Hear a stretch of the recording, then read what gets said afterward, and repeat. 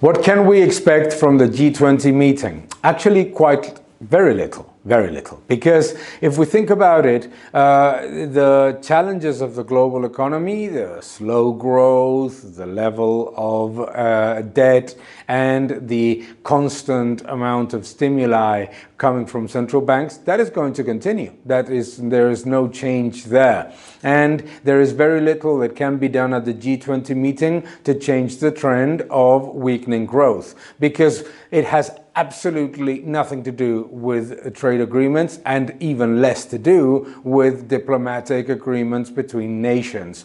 We are likely to see a very, I would say, vague message about supporting global growth and reducing imbalances and putting a little bit more pressure on improving relationships between the countries. But in reality, if we look at it from the macroeconomic perspective, the slowdown in the global economy does not come from the lack of agreement between China and the United States. It comes from the excess of stimulus, it comes from the excess of debt, it comes from the excess as well of deficit spending, because both monetary and fiscal policies have been exhausted.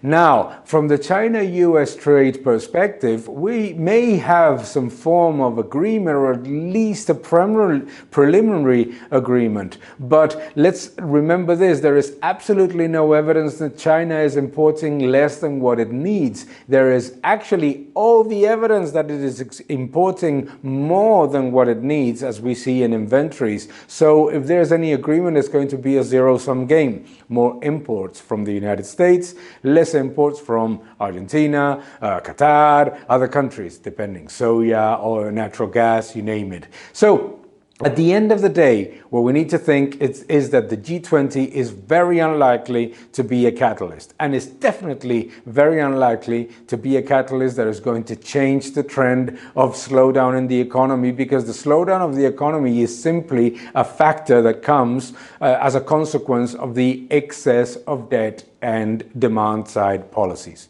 Thank you very much.